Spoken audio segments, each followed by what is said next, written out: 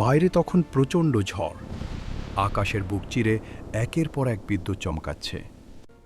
ঢাকার অভিজাত এলাকায় এই আলিশান অট্টালিকার সামনে দাঁড়িয়ে কাঁপছেন ৭০ বছর বয়সী এক বৃদ্ধ। নাম তার রহিম সাহেব।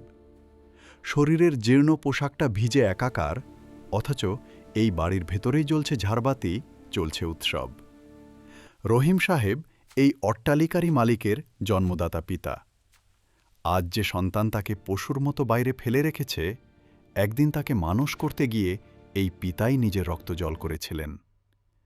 পবিত্র পথের দিশা ভুলে সন্তান যখন অন্ধ অহংকারে ডুবে যায়, তখন তার বিবেক কিভাবে মরে যায়, আজ সেই করুণ গল্পই আপনাদের শোনাব। আজ থেকে ৩০ বছর আগের কথা। গ্রাম বাংলার এক নিভৃত পল্লীতে রহিম সাহেবের দিন কাটত হাড়ভাঙা খাটুনি খেটে। কখনো রোদে পুড়ে মাঠে কাজ করতেন, কখনো আবার অন্যের বোঝা মাথায় বয়ে নিয়ে যেতেন বাজারে।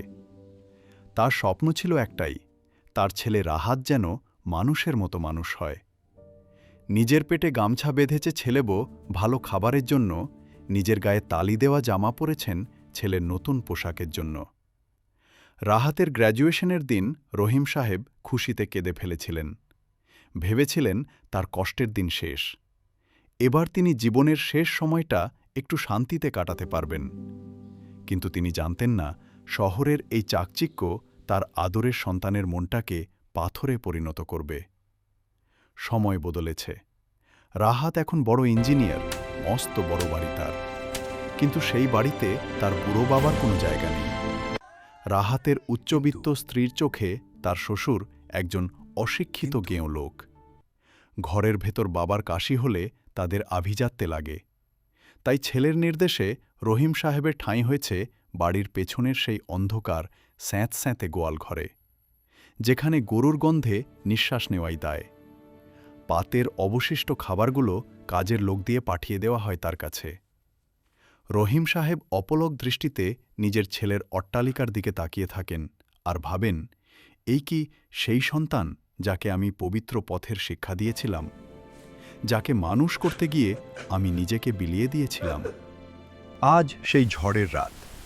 হঠাৎ করেই রাত ৩টের দিকে পুরো বাড়ি কেঁপে উঠল এক বিকট আওয়াজে। গোয়ালঘর থেকে ভেসে আসলো রহিম সাহেবের এক বুক ফাটানো আর্তনাদ। রাহাত আর তার স্ত্রী ভয়ে বিছানা ছেড়ে উঠে দাঁড়াল।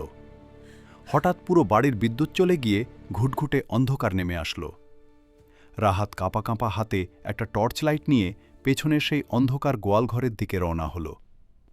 বৃষ্টির ঝাপটা মুখে লাগছে, কিন্তু তার বুক ধকধক করছে এক অজানা আতঙ্কে। গোয়ালঘরের দরজাটা ক্যাঁচ ক্যাঁচ শব্দে খুলে গেল। টর্চের আলোটা যখন ঘরের এক কোণে গিয়ে পড়ল, রাহাতের হাতের টর্চটা মাটিতে পড়ে গেল। তার মুখ দিয়ে কোনো কথা বের হচ্ছে না, শুধু চোখ দুটো ঠিকরে বেরিয়ে আসতে চাইছে। রাহাত সেখানে কি দেখেছিল? তার বৃদ্ধ বাবার ভাগ্যে আসলে কি ঘটেছিল? সেই রাতে কি কোনো অলৌকিক বিচার নেমে এসেছিল রাহাতের ওপর? এই ভয়ঙ্কর সত্য জানতে হলে আপনাদের অপেক্ষা করতে হবে বিবেকের দংশন সিরিজের ২য় পর্বের জন্য। খুব শীঘ্রই আসছে পরের পর্ব। আল্লাহ আমাদের সবাইকে মা বাবার মনে কষ্ট দেওয়া থেকে দূরে রাখুন এবং পবিত্র পথে চলার তৌফিক দান করুন।